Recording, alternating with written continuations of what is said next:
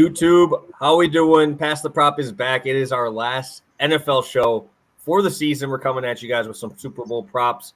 We're coming at you with some fun ones, novelty props here as well. It's going to be a fun show here, last one of the season. Joined as always by my guy Stu. How we doing, man?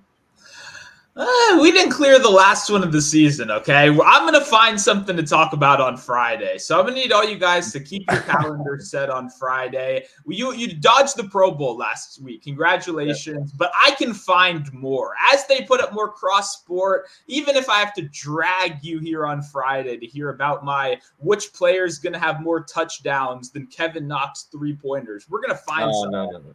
So he just got traded. I did see for fettuccine Alfredo is heading over to Detroit.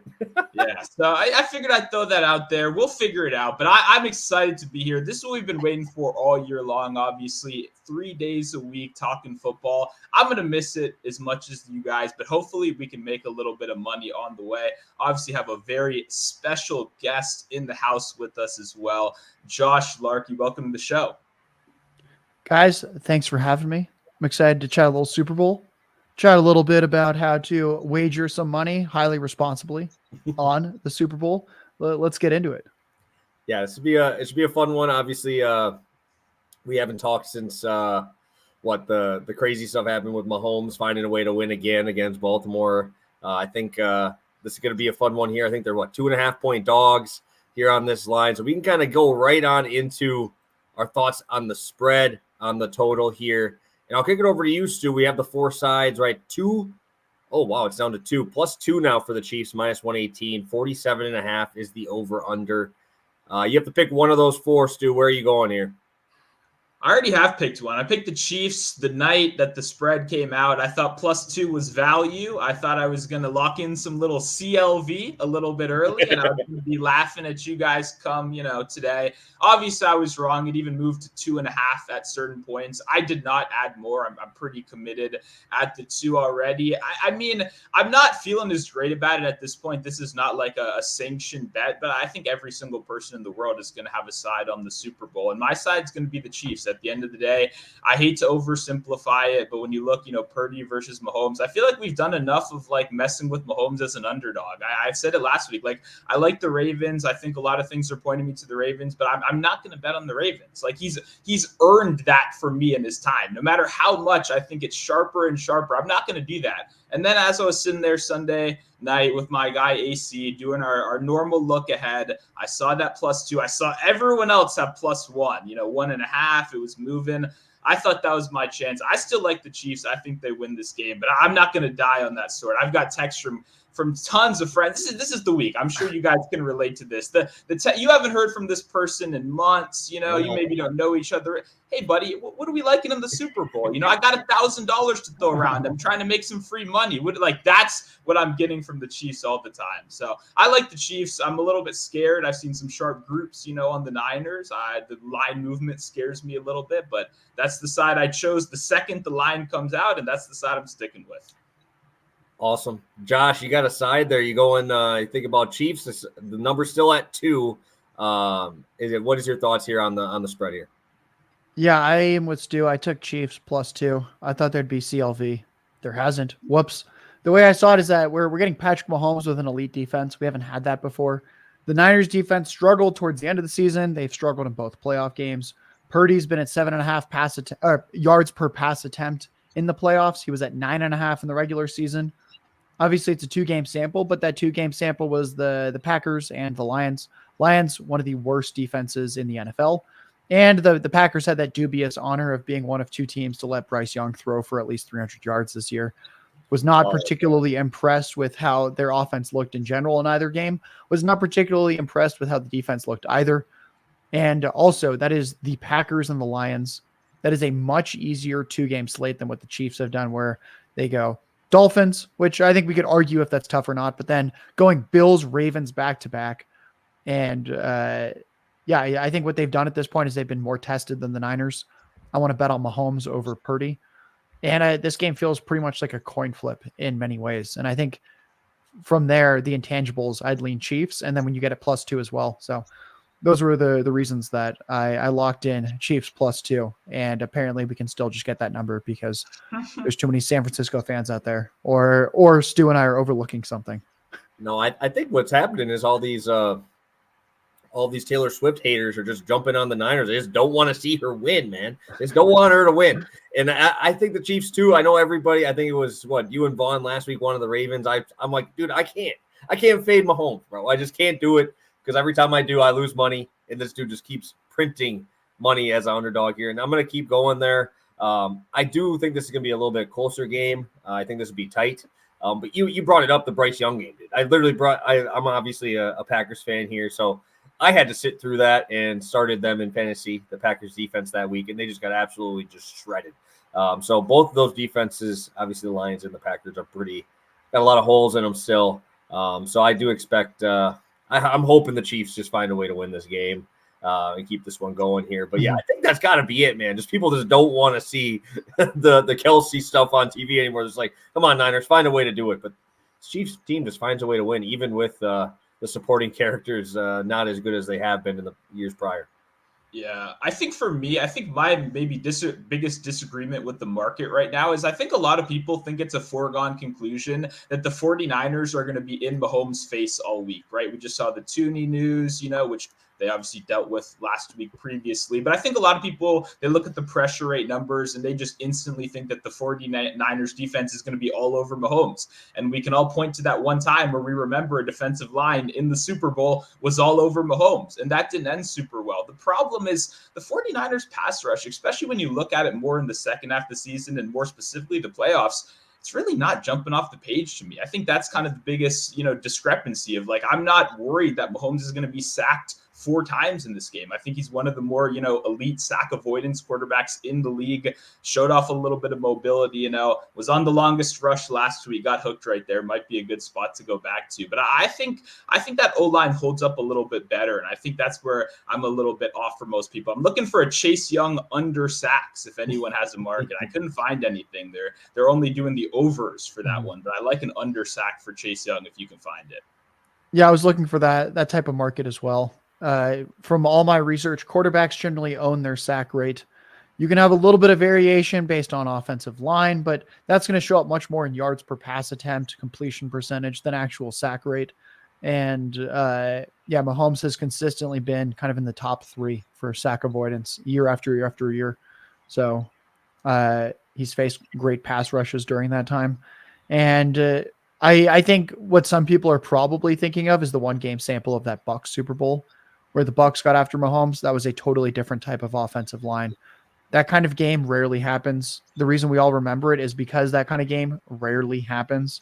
So I think we're talking pre-show about some of these stupid novelty props out there where it's like, oh, because you saw something happen a few weeks ago, we're just going to price it where you think it's a slam dunk, even though it never actually happens. And it just happened one time in memory. And I think that's what some people might be fueled by, is remembering that, having that visceral reaction to Mahomes scrambling around with nobody open and the Buccaneers just demoralizing him in that, again, 1-game sample. Yeah, I remember too. He was hurt like bad. They didn't even know if he was going to fully play that game. He couldn't even run away from these dudes. And obviously, he's one of the best at escapability here, at least in the playoffs. Here, he's been awesome there. So we actually get to start out with a unofficial collab from you two. Not as we say every show, we send our picks about 30 minutes before the show here. We don't talk about them together. We don't just say, hey, what are you taking? You just throw your plays in there, and we find out when we find out. So it is pretty cool to see a unofficial collab from you two on this spot. And I'll kick it over, I guess, whichever one you want to start with. Either one of you guys can start. Obviously, both going with the same thing. I mean, we can let our guests take it off first, Josh, if you want to dive into why you like Juwan Jennings under 1.5 receptions. Sure. Let's talk about all the instances where Juwan Jennings had over 1.5 receptions this year. There were 7 games. Week 2, Brandon Ayuk left early. He was injured. Week 3, Brandon Ayuk missed that game because he was injured. Week 6, Debo left after 9 snaps. Week 7, Debo missed that subsequent game because of injury. Week 13, oh boy, they blew out the Eagles by more than 20 points.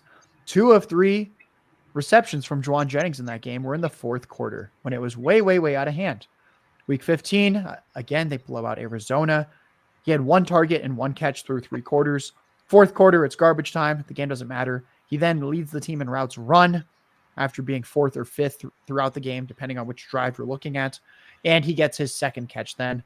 And then the divisional round, Debo once again hurt after only a few snaps. Debo, Ayuk, Kittle, they're all healthy for the Super Bowl. Even if one gets mildly banged up, I expect them to try to play through it at all costs because this is the Super Bowl. So if you're telling me that Juwan Jennings already has not a role and needs an injury, I don't like betting on injuries. Chiefs allowed the 6th fewest receptions per game to receivers this year. Purdy's pass attempts props 31.5. It's been coming down. Heavy juice on the under. And the Chiefs in general are a run funnel defense. McCaffrey's the NFL's best running back. Seems to me like the game plan's pretty clear. So I think even if there's injuries, it's not a lock in any form that Jennings gets his 2 catches. So I think there's more paths to success here than failure based on his role, based on how he's not very good, based on the Chiefs defense. So that's why I'm leaning Juwan Jennings. Stu, what did I miss there? No, I think you nailed it. And I think even if you want to then point to a game right where there wasn't an injury, I think last week would be the perfect example. And in that game, right, you get a pretty perfect matchup against a secondary that Jennings, in my opinion, even though he's kind of a middling, below average efficiency wide receiver, he has an advantage over all of those cornerbacks, right? I mean, we love that Detroit matchup, and now we're suddenly going into one of the roughest spots in the league. And a lot of people look at Kansas City to have their former conclusions about the defense, but like Josh mentioned earlier, this is by far the best defense they've had in the Mahomes era. And a lot of that really is because of the pass defense, right? Obviously, the big name Snead has been shadowing all over the place, incredibly impressive. Let's talk about McDuffie, though, right? I mean, Jennings is going to be running about 50%-ish of his routes from the slot. He's going to be seeing a lot of McDuffie in this game, who's performed as one of the best slot corners in the league. Additionally, when you look at the number 3 and 4 corners for the Chiefs so far this year, they've only allowed a combined 4 receptions in the playoffs so far. Guys like Joshua Williams are really stepping up. Names that the common fan has never even heard of are stepping up. And last week, like I said, we had Vildor out there. We had the number 1 matchup possible for a big-bodied contested wide receiver out there. The thing I like about Juwan Jennings the most, right? He's a fantastic blocker. He's a great teammate. He's a role player that he earns his snaps, and there's a reason that he's out there, but he's just not a high-usage pass catcher. And if you are thinking to years past, right, of Jennings being in these big moments, I bet a lot of Jennings overs in big moments. A lot of that was frankly because the relationship he had with Jimmy Garoppolo was really strong. Like if you hear 49ers fans talk about Juwan Jennings, you'll hear him as the 3rd down guy, the 4th down guy. This is the guy that they look to when the play's broken down, and he kind of will save everything for you. But a lot of those big moments really happened in the Jimmy Garoppolo era. He does not have that same chemistry with Brock Purdy. Really, even if I do see him having a catch in this game, I have him currently for 0.08 catches for 9.5 yards in this one. I think yards and catches are both pretty safe for the under right here, but he does kind of have a propensity to get that middle to deep area target, that 15 to 20 yard. So I really just wanted to avoid that like 1 catch on 3rd and 15 kind of angle right here. So I love Jennings. I think your analysis was spectacular. If you just look through the games, he went over this in games people got injured. Nobody is injured anymore. This is the Super Bowl. How about we throw it to our star players? I think it's as simple as that. But I think additionally, when you build on it, you look a little bit more. You had a fantastic breakout matchup opportunity last week in the same spot. You get a cover 2 heavy defense that wants to limit those explosive plays. They want to keep everything underneath. That isn't really what Jennings does well. It's going to be Debo. It's going to be Ayuk. I think it's a 1 catch kind of night. So I'm very glad we're on the same page. I don't think I've seen a single other person talking up our guy Juwan Jennings. So I'm glad to be on the same page here. Same. Love to see it. Unfortunately, I'm on a different prop here, but I'll be rolling with you guys on there. And I'm going to head over to Mr. Patrick Mahomes. I'm going over 36.5 pass attempts in this spot, minus 115 on DraftKings right now. Looking at his last 7 games, he went over in 5 of his last 7. You want to go to the last playoff games, 6 of the last 9 playoff games, he's gone over this number. And I've seen a lot of people kind of talk about last year's Super Bowl a little bit and kind of look at the numbers in that game, right? It was a huge shootout, right? 73 points in that game. But also there was a defensive touchdown for the Chiefs that just absolutely nuked props, just killed all those over props. And also they had a 5-yard drive, right? Remember they had that 5 yards, scoring that touchdown on the same play they ran with Tony earlier in the game to Sky Moore over there. So that's a 1-play drive. Obviously, that's going to kill you here. I like that you guys talked about how good Patrick Mahomes is at not getting sacked. This dude will throw the ball away, right? There's a lot of these quarterbacks that take those sacks and all those negative plays. You saw them against the Ravens, who's one of the best pass rushes in the NFL, and this dude found a way to get rid of the ball on just throwing the ball into the dirt. Still counts, right? You don't get any penalty for that because he just knows exactly where everybody is. I see a lot of short pass attempts here in this spot. I was going to look at completions, but it just got hammered up. It's at like 25.5. So I think 36.5 is still a good number here at this spot. I'm going to roll with these guys just because I don't think that Pacheco's going to have the type of game that he's been having, where they're just handing him the ball 25 times. I just don't think that they're going to be able to do that in the front of the San Francisco front seven. So I'm going to roll with Warner and those boys to slow down the run and make Patrick Mahomes do it all here. And I think that Andy Reid is more willing than any other coach to do that. We've seen them up 20 still passing the ball, which I love. And I think we're going to see it here. You just saw Goff throw for 41 times against this defense. Jordan Love had 34 pass attempts, and they were winning. I don't even want to talk about that game, but they were winning. They should have just finished out that game. They started trying to get run heavy, and they couldn't get first downs. So I assume Love was going to go over if they would have been in a competitive matchup there and not just trying to run the ball out. So I think Mahomes flies over this number. I think they have to put it in his hand. I would rather have it there than anybody else's. And obviously, Kelsey is just an absolute just different beast in the playoffs here. So I'm going to roll with Mahomes, 36.5 attempts. I would probably still take the completions at plus 110 at 25.5, but I think this one's a much safer spot for a guy who's going to have the ball and make everything happen with him. Yeah, it's interesting. I mean, we talk a lot about like taking the ball out of like the role players' hands. Like, I don't want to decide between MVS or Justin Watson or Rashee Rice. Like, there's so many different, ways these targets could be distributed that, going back to Mahomes here definitely makes some sense. For me, I guess the biggest issue with these is always like the game script, right? We really don't know how these games are going to go. We obviously do our best to guess. And for me, both teams are going to be really doing their best to limit explosive plays, right? I think there's going to be a lot of opportunity over the middle, in between. A lot of those, short, like 8 to 15 yardage, range is going to be really popular in this game.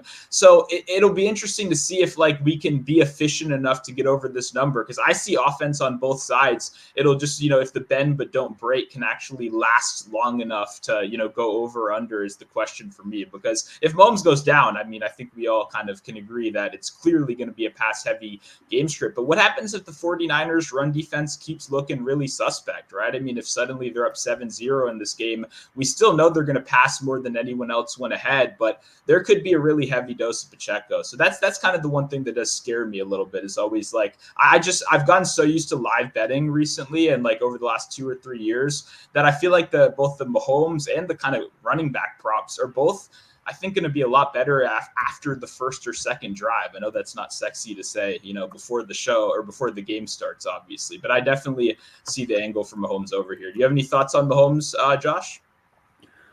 Yeah, I hadn't bet this one. I hadn't done the research. I liked what you said, Justin.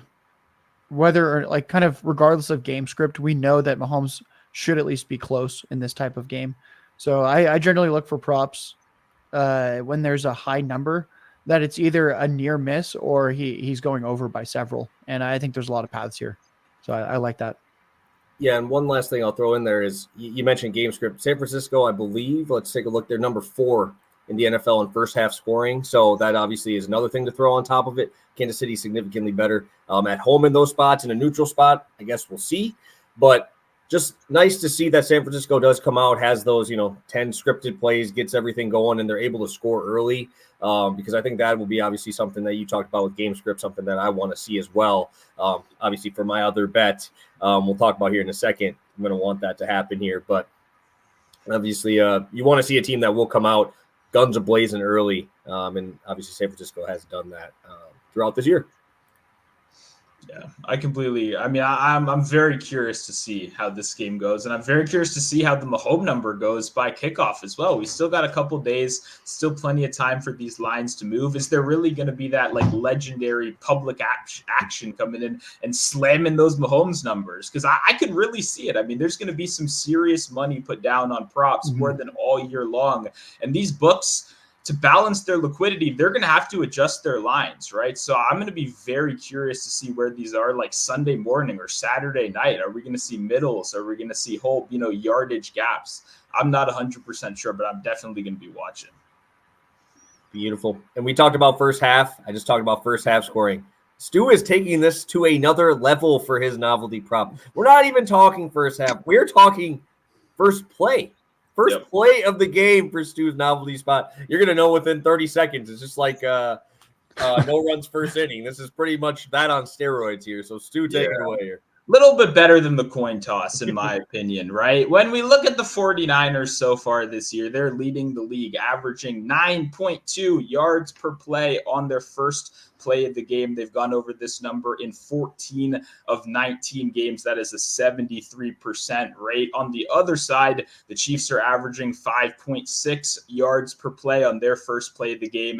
They're over in 12 of 20 in 60% of games. So this is paying minus 115 right here. Overall, when you get an opportunity to have two of the best scripted play callers, play designers in the league going head to head, I want to take advantage of it right here. And right, I mean, the hit rates are solid on the year. Obviously, we have two of the most explosive offenses in football. And I think the odds are a little bit mispriced right here. And you kind of mentioned it. I'm all over the first quarter, the first half, the first drive. I've got a lot of bets in this one. I have the first drive of the game to be over 16.5 yards. I mean, that's kind of disrespectfully low number. Both of these teams are averaging around 40 yards on their first drive. I understand it's a situation where it's the Super Bowl. People come out slow. I get the narrative right there. But for me, this is all about getting like exposure to the elite of the elite, right? And I really do have more respect for these two like play designers than I do in any other coaches in the league, to be honest. And I think this is one of those places where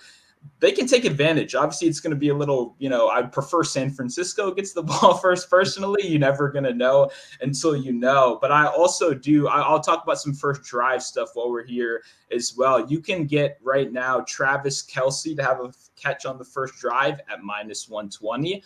I love Travis Kelce. I've got his full game catches in this one. You can also get CMC on the other side for a first drive catch at plus 135, which means you only need one of those two guys to cash to be profitable. You're going to hear me say a lot of stuff like that. I'm a big fan of taking multiple bites at the apple in these kind of markets. I'm not God, I don't know who the fastest player is going to be. I don't know any of this stuff, but I do think that the odds are going to consistently give us some opportunities to take advantage of. And I'm going to follow two of the highest usage players in the league when I only need one of them to get a catch to make some money in the first drive. So I've got a lot of stuff that's kicking off early. I think this is much more fun than betting on the coin toss when you have some actual hit rates on your side right there that'll tell the test for you. So I got a lot. I'm excited for it. This could be a really stressful first quarter if it's not going well. If you see a 1 yard run and then a punt, just don't text me. It's going to be a rough night. I'll be live for the Super Bowl. You can see my emotions then, but we're going to need it to get started early. DraftKings should have DraftKings and FanDuel were the two books I got all this from. I can check up real quick for you.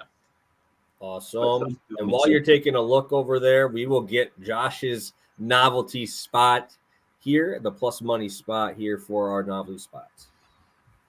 Yeah, this is a pretty simple one. It's plus 120 on ESPN Bet. That's the best odds I found. 52% of NFL games, regular and postseason, over the past 3 years had a shortest touchdown over 1.5 yards. A lot of the ones where the shortest touchdown was under, meaning a 1 yard score, is the Eagles. the tush push. Plus 120 is implying that this is a 45.5% chance of happening. Again, I mentioned that in a big sample, we're at 52%. That's a lot better than 45.5. The Chiefs and the Niners had this happen in just over 50% of their games. So also you're getting that these two teams specifically did it a little over half the time. And now we're getting it as if it happens much less than half the time. It's a micro edge. We're talking about 45% versus about 52%. But that's pretty much how betting in general works, is that we're not getting these massive edges. So we can lay this one out actually just pretty mathematically. And it looks like there's a little bit of a discrepancy there. So I would expect this to hit just over half the time. And its prices if it hits a little under half the time. ESPN Bet plus 120. Shortest touchdown over 1.5 yards. Beautiful. Yeah, I'm very interested in this one just because so many people have bets on this one and I get so many questions. And this is one I've never been super active in. I have talked to some pretty sharp people that have been on the under in years past very heavily. But that was also a line for a lot of years that you got to remember, was minus 115, minus 120, right? You now have to pay minus 150, minus 160 for that under on the other side. So I know a lot of people that have actually taken advantage of those markets and had a lot of success that are not betting it this year. So I definitely love, obviously, the numbers breakdown right there. Like you said, at the end of the day, you can quantify a lot of this stuff, and the books don't have to price this kind of thing all year long. And that's where we're going to have our advantage in a game like the Super Bowl. It's taking advantage of them, frankly, not knowing how to correctly price things. So definitely going to be riding with you right here, like a little bit of plus money. Awesome. And I will get to my novelty spot here on DraftKings. I'm going to go to the San Francisco 49ers to win the time of possession here at minus 115. I really like this spot here for the Niners. On the year, they're the seventh most time of possessions, obviously excluding overtime on those. They're seventh in the NFL. You go to the Chiefs, they're falling down, man. They're like 10th in the NFL in that category. What I did like to see was how this is kind of getting skewed from the Chiefs playoff games, right? You saw them in that first game against Miami just have the ball for like 35 minutes, right? Against the Ravens, they just held the ball for 37 minutes, right? So that's what everybody's looking at, right? It's the recency bias and all of these bets. When you look at San Francisco, they're just going to want to run down your throat early on in this game. And I know me and Stu have talked about this Chiefs defense and what they want to do and keep that ball in front of them. Spagnuolo's done a great job at doing that and limiting those big plays. You have a lot of explosive players, so I do expect quite a few first downs coming on those short 8-yard routes that you were kind of talking about, Stu, those 8 to 15-yarders versus those long 50-yarders we're used to seeing from Kittle, Debo, and Ayuk here. I don't think we're going to see those in this spot. You talked about Snead on your side as well, kind of taking out their number one option. Their corners have been fantastic. I think that if we're looking at the sides here, I'm going to take McCaffrey over Pacheco. I'm going to think McCaffrey's going to be able to get us a little bit more of those extra yards to get to that time of possession on those first downs. Also, we look at the Niners. They are so good in those 2 minutes before the half and those two in that first time when they get the ball in that second half. They just absolutely took the life out of the Packers there in that start of that second half and going into that fourth quarter, just absolutely just took the life out of them and held on to the ball. It's just this team has just got so many weapons all over the place, but I just don't think that they're going to be able to do what they're wanting to do in going over the top. I don't think that they're going to allow that to happen here. So if I'm going to have a team that's top 10 in time of possession, you got the number one running back in the NFL, and obviously a coach like Shanahan on that side to really make stuff work underneath. I think I'm going to roll with San Francisco here. I think that you guys talked about it there. I think we could see some big plays from Mahomes here because you saw Jordan Love chucking the ball down the field on these guys. We saw Jared Goff having success down the field on these guys. I think the Chiefs, they're the grizzled vet here, right? This isn't their first rodeo. I think they're going to find a way to keep this all underneath, and Mahomes is able to make a few of those big plays that really will skew this number. Yeah, when we all sent our stuff in here, this was probably my favorite. I like this one. This is sneaky. This is truly what Super Bowl props are, right? And like who would have thought you could bet on this right here? But for me, it's kind of what we talk about all year long. You want to be on the same side as the coaching staff, right? And we know exactly how the 49ers want to win this game. And I think it lines up pretty well with the defensive scheme from the Chiefs. They're going to sit back. They don't want you to crush them with a 45-yard Debo Samuel play up the middle. And they're going to let you get those 6-7 yard plays. And I think that's going to obviously be huge for a bet like this. The one thing that I think that could go against you though, and I know this is getting real specific, but I feel like you have to in these kind of games is like, what happens if like we're at midfield? Both of these two teams are at midfield, right? On like 4th and 4, Shanahan's punting, right? And Andy Reid's going for it. And if they go for it, and that could be it, right? That's kind of what I'm thinking right there of like the not being aggressive on 4th down. That could really, kill a drive at midfield while Reid could really extend it. So that's the one like minor thing that came to my head, but I'm fully riding with you right here. I like this bet a lot. Yeah, I think it's a good one too. I think when we're looking at just how the pass attempts and rush attempts numbers are so different and so skewed in favor of Niners running, Chiefs passing. I think this is a smart bet. So right when you put it in the chat, I was like, oh, that's something I wish I'd thought of. Yeah, well, hopefully, cross those fingers. Hopefully. Shanahan, come on. You just played Dan Campbell, bro. Dan Campbell go on 4th and 8, baby. You should be going for it here. Let it have a short field for Andy Reid to go score quick. So we can take a look here. Let's take a look at a couple chat questions. We got through our 6. I know Josh has a long shot for us here coming up as well, but we got a couple questions. We got Joe in the chat, longtime viewer. Thoughts on Purdy interception? Obviously, we talked about that Chiefs secondary and how good they have been. Either one of you guys have a thought on Purdy to throw a pick in the spot? I would say the reason I haven't bet this one is Purdy's pass attempts number is very, very low. We ideally want more pass attempts. That's kind of like getting more shots on goal for the interception. Chiefs didn't actually have that many interceptions this year. I don't know enough about defense to know if that's purely scheme, some randomness or whatnot, but I was just concerned when we have a Chiefs defense that's played really, really well, but hasn't actually created turnovers via interception. And then a Niners team where I think they're going to be inclined at all points in this game to run the ball whenever possible. We saw McCaffrey still hit his rushing overs the past game against the Lions, even though they were down by 3 scores at one point. So I think we just know what the Niners are going to do. And that's kind of my fear here, is that their optimal game plan would lead to fewer Purdy pass attempts.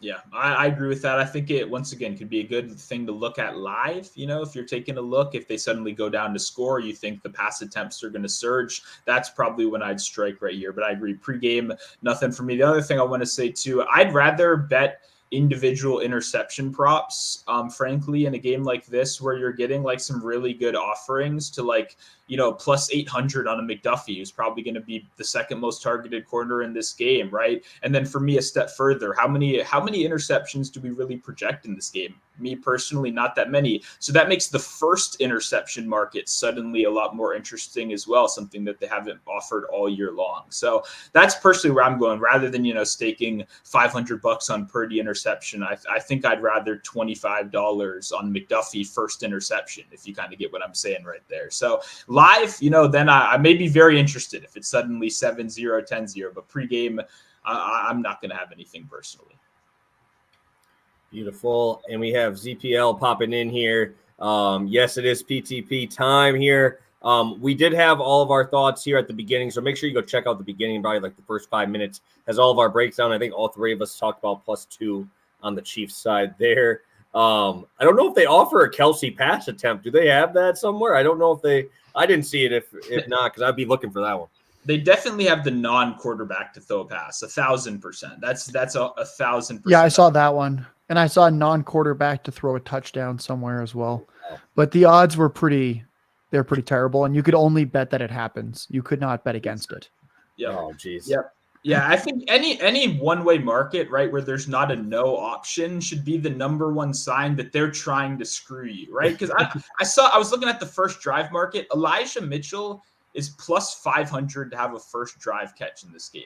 Like we all know that's not going to happen, right? But they're like, I would unload whatever I have in my DraftKings on the no. They're locked for every single person. It's like they're screaming in your face, we're trying to screw you right now. So don't let them do that. Definitely, you know, read the fine print. Be very careful about that kind of stuff.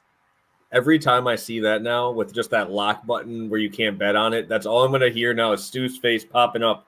They are trying to screw you. They're just your face just popping up there. We got Jordan in here. Must be Jordan talking about our guest Josh over there. Josh Larky is my hero. Love to see it. Kelsey throws a pass. I don't think we have any other questions. I threw all of those in here. But let's get a quick recap in here. We'll get a quick recap of all 6. We got some long shots for you. I might be dropping my long shot in the comment section after the show here, but we got to make sure we get our guest's long shot in here as well. So let's get it going. I'll kick it over to you, Stu, to start us off with our recap here. Sounds good. Starting with the novelty prop, I got first play of the game over 3.5 yards, first drive over 16.5, and then a catch from Kelsey and CMC over on FanDuel. Then for the real prop, me and Josh were on the same page. Surprisingly right here, not planned. We're both Juwan Jennings under 1.5 receptions. Best price on market is -130. I would personally play it to -140. Awesome. So there's Josh's first one. Second one coming right here. Yeah, the novelty. This one, the best odds were ESPN bet. Shortest touchdown of the game, over 1.5 yards. Looks like there's a few percentage points of value on that one. Beautiful. I'm on my novelty being the time of possession, San Francisco to win that at minus 115. My straight bet, Mahomes over 36.5 pass attempts. And you guys came here. You know what happens at the end of the show. We got to give our long shots out. So we'll let our guest take it away for his long shot here. Taking away with CMC. Yeah, I think for those that want the plus 2,000 long shot, I apologize. McCaffrey to score 2 touchdowns is plus 245 on DraftKings. And at first glance, that sounds terrible. You're like, plus 245 to score 2 touchdowns? What are we talking about? This is plus 150 on Caesars. So there's already 11 percentage points of implied odds difference there. McCaffrey scored at least 2 touchdowns, 7 of 18 games. That's 39% of his games. So that's actually pretty in line with plus 150. As wild as that is, the implied team total here is 25 points for the Niners. There should be a lot of scoring. The game total is 47.5. The 2-point spreads in the Niners' favor. We saw last week the doomsday game script. It doesn't matter. McCaffrey's still getting his touches. Chiefs are more beatable on the ground than through the air. And we talked about you want to bet on guys like, or you want to bet against guys like Juwan Jennings. They're an auxiliary part of the offense. McCaffrey is their best offensive player. So given the percentage points implied odds difference from a plus 150 on Caesars to plus 245 on DraftKings, and that McCaffrey just does this almost half the time that he's a Niner, we are going to take his over and go with him to score multiple touchdowns. Yeah, I think in the red zone too, man. Purdy hasn't been in this spot yet, right? He hasn't been into a Super Bowl too. I mean, would I rather have McCaffrey inside of 10 yards run the ball 4 straight times or have an opportunity for a pick there? I would definitely want to have McCaffrey handling it there. I guess this is a good one to kind of go off of there. Do you have this as an option too that you would like, or are you kind of thinking it's got to go to the quarterback? I think it's probably going to the quarterback. The way I see it is that if the Chiefs win, it's probably Mahomes. And then if the Niners win, the most likely is going to be Purdy.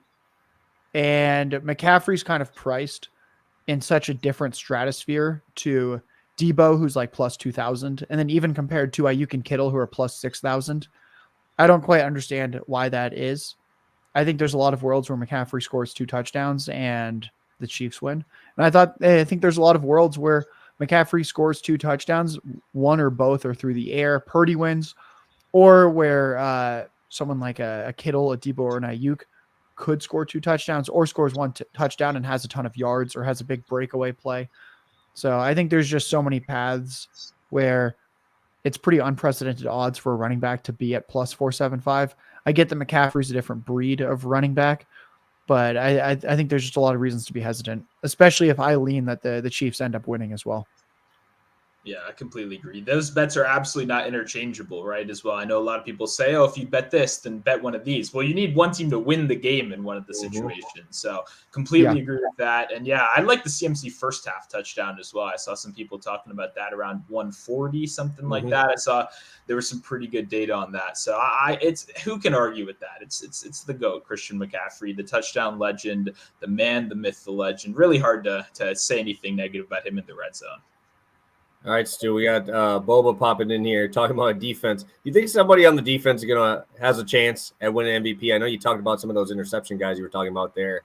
I know we got to get rolling here, but you got a thought on this one for Boba for the last question here? Yeah, I mean, I got a lot of flack for destroying people on betting defensive MVP when Aaron Donald was a couple years ago. Or when people were saying that was a good bet. I'm not gonna be the warrior. I'm saying no. Like, no, never do this. And it's not just this either, guys. It's like the Heisman in college, like what all these awards that are quarterback awards, people want it to be something else so bad. And they want it so bad that then they waste their money on something that is clearly not going to happen. And once again, the one time you could have maybe made that argument to me was like the Aaron Donald. Like I could have possibly Bosa's going to be the guy? Really? This guy isn't even a liked player in NFL media or fame. Like, that's going to be the guy? No, for me, absolutely not. It's a quarterback award. This year, it's freaky. There's a 20% fan vote. I don't know what's going on. I'm just staying away. It's just full pass for me. I don't want any smoke. Debo's the one argument I can see, just because he's a running back, a wide receiver, he's everything. Maybe Debo, but other than that, I'm staying far away. Awesome, Stu. Do you want to just do all our long shots Friday? Well, we got to get our guy Josh out of here, right? And I think we got to get him going. That's why we might have to do it here quick. So we did our recap. We already got Josh's long shot here. Got everything there. Stu, you got anything for the people before we send everybody out of here and get everybody to go check out Josh's stuff? Yeah, it's good. I want to do a show on Friday, so I'm glad we're doing this. I've got a lot of long shot. Right on my notes right here. Most yards after catch. Who's going to have that? Who knows? Fastest ball carrier. Who's going to have that? Who knows? You guys can all know on Friday at 1 p.m. EST. That is when we will unveil the secrets. The script has been written, and we've been blessed enough to have it over here. So, yeah, it was a great show today. Really want to thank Josh Larky for coming on here. Obviously, tell them where they can find you and consume your content. Yeah, you can find all my work. Just go to Twitter at JLarkyTweets. I'll be posting a lot of research very, very shortly, now that I no longer have a home. 33rd team shut down the gambling department that I've been running. But fortunately, I have many, many months of a content plan that I will be applying in many ways to just myself. For the short term, I think there's a glaring lack of good fantasy content that is out there on social media right now. So I'll be providing some of that for the good people. We love to hear it. We love to hear. We love to find good content that we can obviously take a look at ourselves, right? Because there is a lack on it too. So hopefully, this is obviously very awesome that you're able to jump in with us here, and I'm excited. Hopefully, we'll be able to get you on next season too for NFL stuff, and coming on here for future shows for us if we get you pop on over here. Yeah, that'd be great. Yeah, Stu, thanks for reaching out. I know we've worked together in the past. We've podcasted together. Justin, it was great meeting you. So nothing but good things. Awesome. Thank you guys so much for tuning in. Make sure you go check out Josh's Twitter. It is right there below his face. And we will be back on Friday for another round of Pass the Prop, talking some more Super Bowl content. Thank you guys. Best of luck this weekend.